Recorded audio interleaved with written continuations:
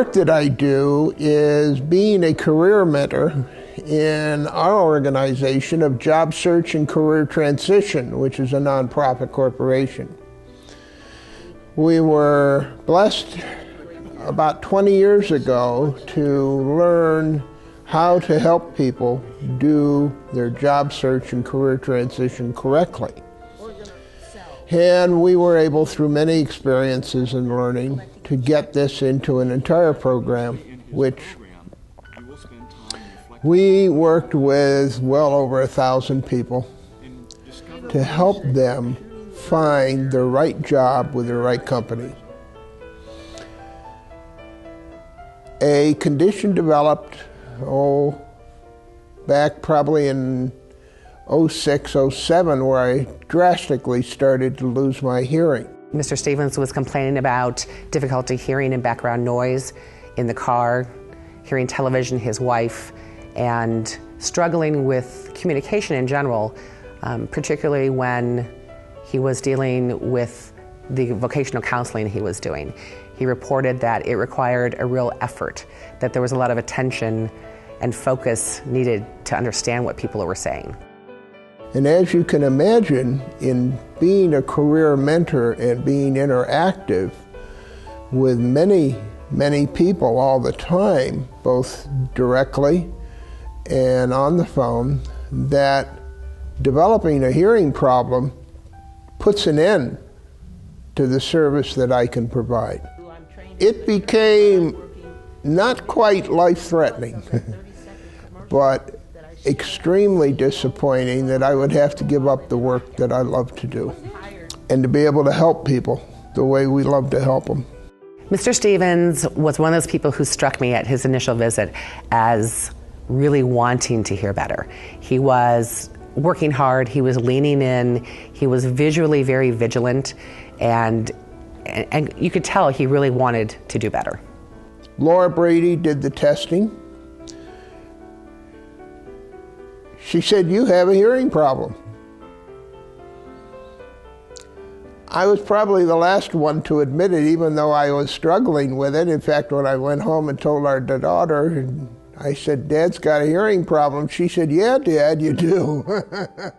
Mr. Stevens was told about the different hearing aid options that were available, both style and technology, as well as some of the restrictions from the grant program. His focus, though, was really on what do you think is best for me? It wasn't the cosmetics of it. He wanted to hear as well as he could. We were facing a financial hardship in our life and could not afford the appropriate fees that were to be charged for hearing aids. We presented Mr. Stevens with some different options. There were some state programs available at the time that might have been able to assist, but ultimately he did apply to our grant-funded audiology patient assistance program.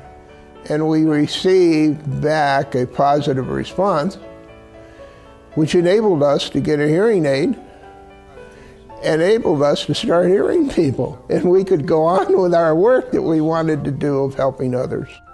Through the grant programs, we are restricted as to what type of technology we are able to use. However, we are using good basic digital hearing aids from national manufacturers.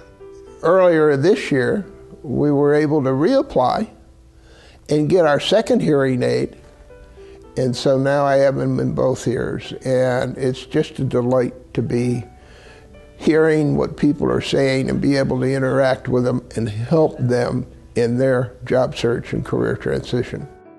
In Northeast Ohio, I believe our APA program is really unique. I don't know of any other programs that have the kind of funding available for people who demonstrate the financial need like we do. Getting a hearing aid and being able to hear again has just enhanced my entire life. I can hear services in church on Sunday. I can hear birds singing when I go out to the lake fishing. I can hear my wife better, and I'm sure it's less aggravating on her to have me listen and hear her. I can hear my children and grandchildren when they're talking and interacting with them. And that means a great deal when you lay your head down at night and you've had this kind of interaction. We see so many people who are kind of caught in between. Some of these people are the working poor, some of these people are living on fixed incomes, and they truly don't have the financial resources to address the problem.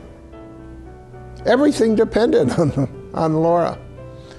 And she just guided us step by step, very easily along the way, very comfortably. Very few private insurance companies cover the cost of hearing aid technology. It's very unfortunate, but a lot of people find the purchase of hearing aids to be a financial hardship. People should support Cleveland Hearing and Speech Center and the APA program, which enables people then to be able to hear again and to be reconnected with life and to have a high quality of life in whatever they choose to do. I am so happy and so thankful that this work has been done by you all and that you have given yourself to helping others that need help. It almost seems too small just to say thank you. You are such a blessing. For more information, please contact the audiology professionals at Cleveland Hearing and Speech Center, 216-325-7570, or visit them online at www.chsc.org/hearing.